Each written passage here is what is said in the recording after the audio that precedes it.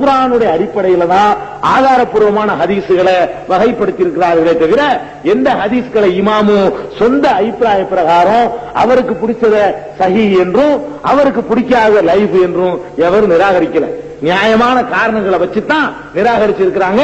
அப்படி நிராகரிக்கலன்னு சொன்னா இஸ்லாம் தூய்மையா இருக்காது.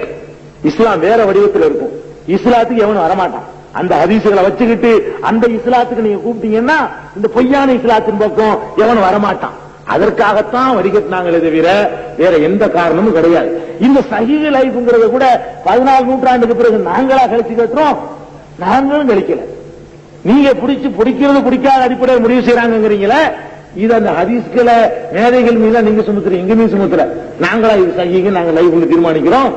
ஏற்கனவே இன்ன நாள் இன்ன கேரக்டர் வந்து அவங்க எழுதி வச்சதை வச்சுதான் நாங்க நிராகரிக்கிறோமே தவிர நாங்க சொந்தமா நிராகரிக்கிறையே. இதை விளங்கிக்கிட்டா ஒரு பிரச்சனையும் இல்லை.